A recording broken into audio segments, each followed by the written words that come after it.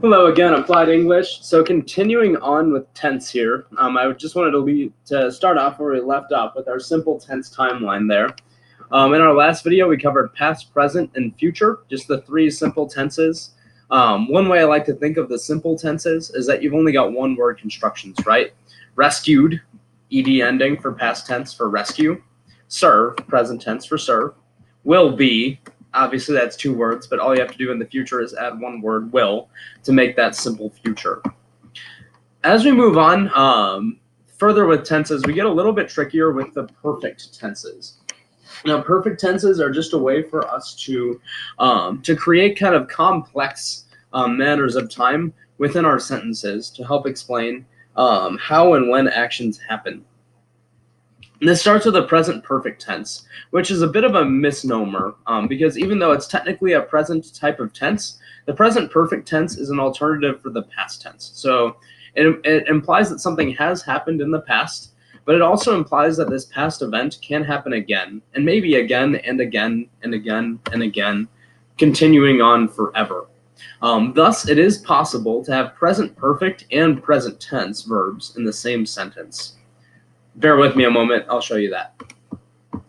To form the present perfect, all you have to do is add the helping verb has or have. The reason why it's called present perfect is that these are in the present, has and have, before the verb's past tense form.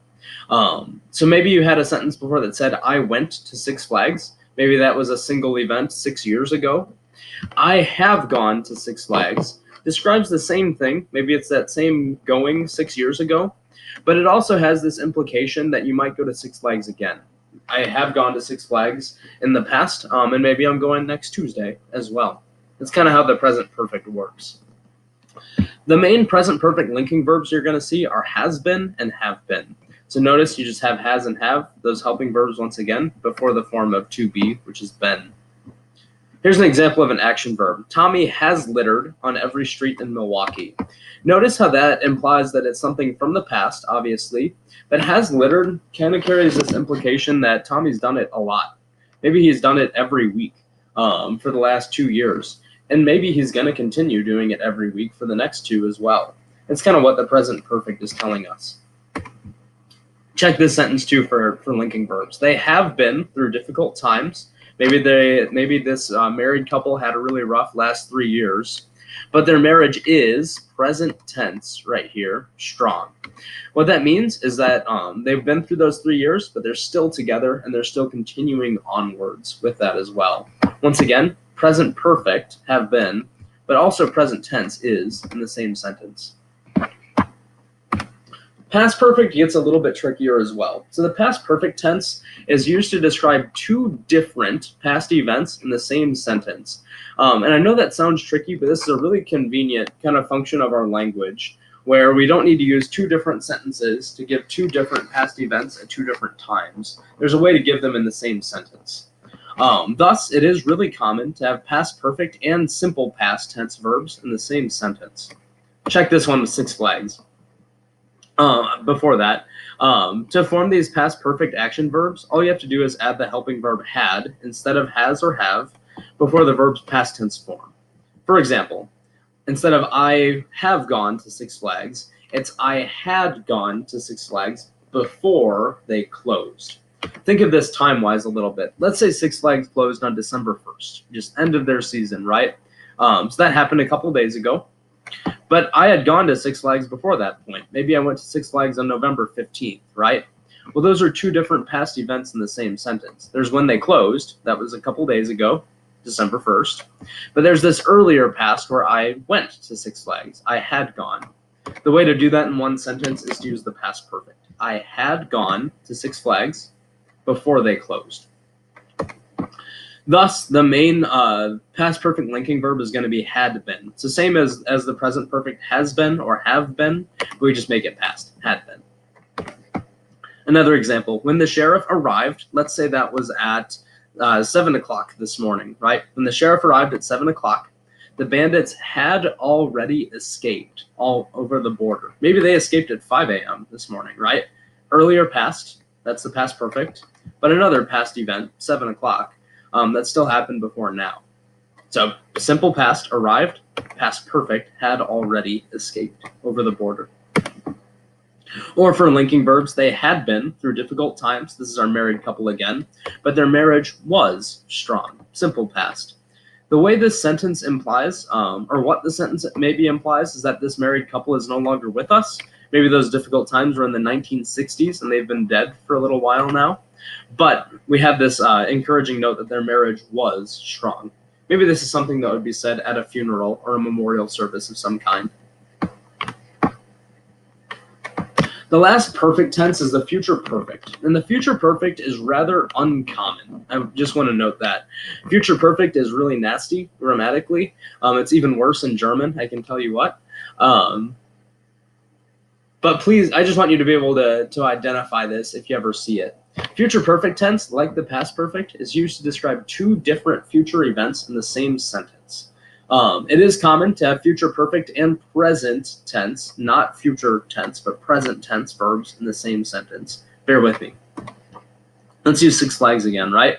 So to form the future perfect, it's just have been before the verb's past tense form. So we're still using gone, but check this. I will have gone to Six Flags before they close, present tense. Let's say Six Flags is going to close on December 15th. I don't know why they would leave it open that long in the north side of Chicago, but bear with me. Let's say Six Flags is going to close in a couple of weeks here. That's still in the future. But before that point, I'm going to go. Let's say I go on December 10th, right? So I will have gone to Six Flags December 10th before they close on December 15th. Those are two different future events in one sentence. The future perfect, will have gone, is the way to represent that. Our main past, or that should say future perfect. Let me change that real quick.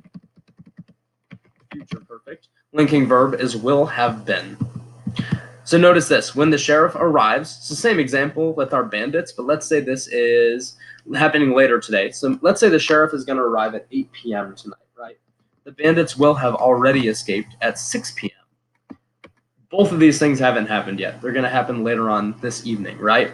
But by the time the sheriff arrives, he's going to be too late. The bandits will have already escaped a few hours before that point.